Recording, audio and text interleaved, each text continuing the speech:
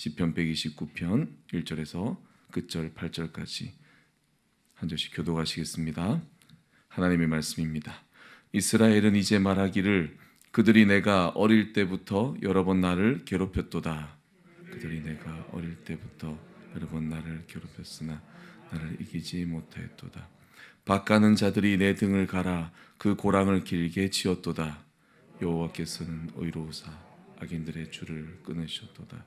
무릇 시온을 미워하는 자들은 수치를 당하여 물러갈지어다. 그들은 지붕의 풀과 같을지어다. 그것은 자라기 전에 마르는 것이라. 이런 것은 베는 자의 손과 묶는 자의 품에 차지 아니하나니 지나가는 자들도 여호와의 복이 너에게 있을지어다 하거나 우리가 여호와의 이름으로 너희에게 축복한다 하지 아니하느니라. 아멘. 네, 시편 129편은 공동체의 순례시다라고 이렇게 볼 수 있습니다. 왜냐하면 이 시편은 하나님의 백성이 어떤 일을 겪었고 그리고 하나님께서 그들을 또 그 일을 통해서 어떻게 보호하셨는가, 바로 이것을 우리가 숙고하고 있기 때문이죠. 이 시편은 또한 하나님의 그 지속적인 인재를 또 찬양하는 공동체의 감사시다라고도 말할 수 있습니다. 또는 하나님께서 자기 백성을 해롭게 하거나 괴롭히는 자에게 바로 오늘 본문의 내용과 같이 이 말 그대로 그들을 계속 보호하실 것을 구하는 또 이 공동체의 탄원시도 될 수 있습니다. 성전에 올라가는 노래 중에 하나로서 오늘 129편은 마치 순례자들이 자기 자신의 특권을 결코 당연한 것으로 여기지 않도록 바로 그들의 중심을 붙잡아주는 아주 그런데 탁월한 시편이 바로 129편이다 라고 말할 수 있습니다.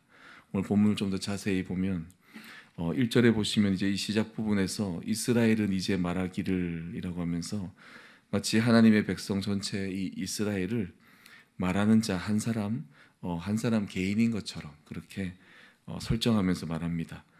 그들이 내가 이렇게 말하죠. 개인인 것처럼 이스라엘을 내가 이렇게 하면서 어릴 때부터 여러 번 나를 괴롭혔도다라고 말합니다. 마치 나 한 사람이 말하듯이 나 이스라엘은 어릴 때부터 자기를 괴롭히는 자들이 있었습니다. 하지만 이런 자들을 다 꺾었고 그들은 이스라엘을 이기지 못했다. 이런 과거의 그 역사적 사실을 상기시키는 부분으로 시작을 합니다.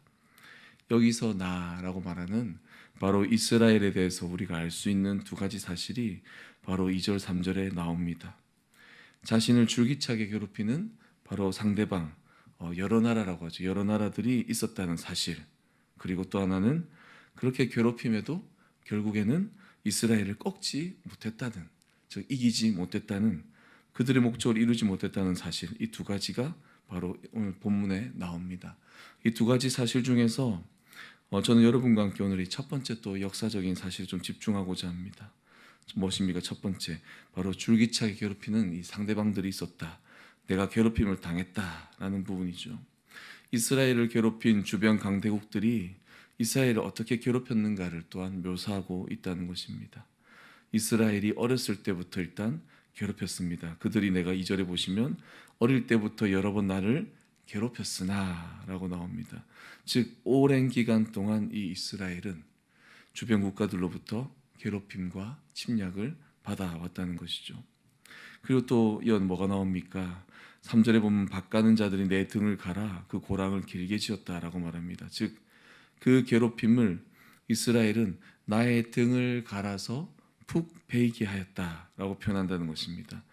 마치 이 채찍을 등에 계속 내리쳐서 깊게 베이는 상처를 만들듯이 그들은 이 이스라엘을 어떻게 괴롭혔는가? 오랜 기간도 괴롭혔지만 또한 고통 가운데 압제하거나 이 민족 가운데 죽음 또는 상실의 고통을 지속적으로 계속 안겨주었다는 것입니다.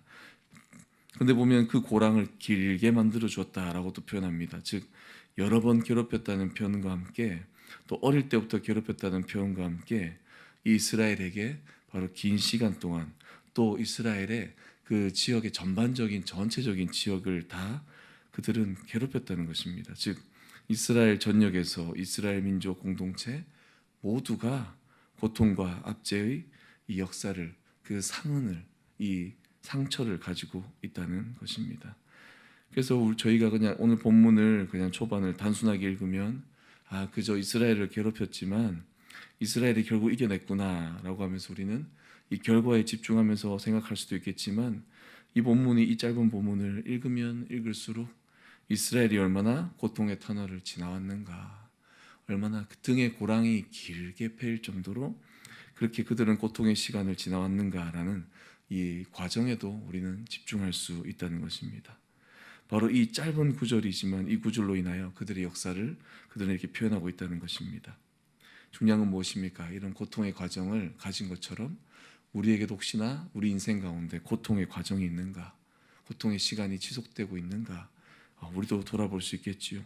중요한 건 무엇입니까? 그럼에도 불구하고 또 우리가 다시 결과로 돌아간다면 바로 하나님께서 이 악인들의 줄을 끊으셨다는 것, 바로 4절의 본문으로 결국 또 우리는 현재로 돌아올 수 있다는 것입니다.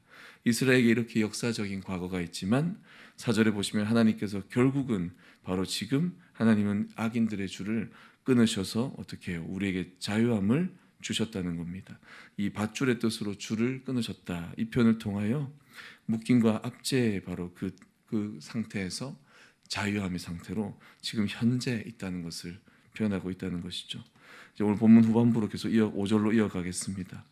그래서 보시면 우리는 이 이스라엘이 이 악인으로 표현되는 바로 주변 국가들로부터 이 긴 역사 가운데 그 고통의 과정도 알게 될 수 있고 또 이스라엘을 보호하신 그 결과도 우리는 알 수 있습니다. 5절에 계속 이어 나오죠. 무릇 시온을 미워하는 자는 수치를 당하여 물러갈지어다 라고 이제는 하나님께서 역사하시는 미래지향적인 표현으로 이어가고 있습니다. 바로 그들이 이렇게 하는 탄원시와 같은 내용들로 이제 이어간다는 것이죠. 그렇다면 우리는 이스라엘의 그 과거도 알고 현재 하나님께서 자유를 주신 것도 이 결과도 알고 또 이제 미래를 또 알 수 있는데 하나님이 보호하실 것이다 라는 걸 알 수 있는데 그렇다면 하나님께서 어떤 하나님이신가, 어떤 하나님께서 이렇게 이스라엘을 보호하시고 이기게 하시는 그 섭리의 중심, 즉 하나님은 어떤 분이신가, 그게 바로 5절에 바로 시온을 미워하는 자들을 하나님은 물러나게 하는 분이시라는 거죠. 바로 그곳에 정체성이 있습니다. 이스라엘을 미워하는 자들은 누군가? 바로 하나님 입장에서는 자기 자식을 미워하는 마치 이웃집 자식과 같은 바로 그런 정체성을 가진다는 거죠. 자기 자녀를 바라보는 부모의 마음은 아무리 자기 그 자식의 친구들일지라도 마음에 들지 않을 수 있다는 거죠. 어떨 때 그렇습니까? 바로 내 자식을 괴롭힐 때, 그때 이 이웃집 자식들이 아무리 만약에 똑똑하고 공부도 잘하고 운동도 잘하고 모든 면에 뛰어난 그런 이웃집 자식들일지라도 그 친구들이 내 자식을 괴롭히는 그 순간 어떻게 해요? 바로 부모 입장에서는 원수와 같다는 것입니다. 그들을 이뻐할 수 없습니다. 바로 내 자식을 괴롭히는 아주 원수와 같은 그런 이웃집 자녀들이기 때문입니다. 무엇입니까? 바로 하나님께서 이스라엘을 보호하시고 바로 이 긴 시간 견디게 하시고 결국 이기게 하시는 것은 바로 우리 하나님께서 어떤 분이시다? 바로 이스라엘을 자녀로 삼으신 바로 그런 우리 아버지 하나님이시기 때문입니다. 그래서 시온을 미워하는 자들은 물러갈 것입니다. 그 뒤로 계속 이어져 나옵니다.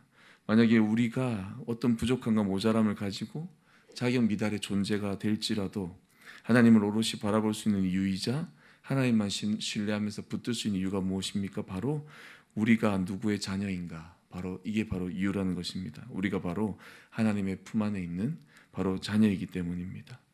우리는 누구의 자녀인가? 하나님의 품 안에 있는 자식이기 때문에 우리는 우리의 자녀됨의 자격이 아닌 바로 하나님의 부모됨으로 인하여 하나님의 그 보호하심으로 인하여 하나님이 사랑하는 바로 자녀된 시온이기 때문에 바로 부모로부터 오는 승리를 우리는 얻는다라고 오늘 시편의 저자는 끝절까지 이어서 말하고 있다는 것입니다. 반면에 또 무엇입니까? 하나님의 품 안의 자녀가 아니라면 아무리 누구보다 뛰어날지라도 그저 6절에 나오는 것처럼 지붕의 풀과 같이 금방 말라버린 바로 그런 자녀일 것이고 또 7절과 같이 베어서 묶어서 넣어도 품에 넉넉하지 못한 바로 하나님께 만족을 줄 수 없는 그런 존재일 뿐이라는 것입니다. 여러분, 하나님께 붙어 있음에 감사합시다. 하나님의 품 안에 있음에 감사합시다. 하나님의 이 바로 자녀됨에, 즉 하나님께서 우리에게 부모 되심에, 하나님이 우리를 보호하시는 보호자이시요 우리를 시온이라 명하며 우리를 품 안에 넉넉히 넣어주시는 우리의 아버지 되심에 대해서 이 보호자의 놀랍고 위대한 손길을 날마다 느끼며 살아가길 바랍니다.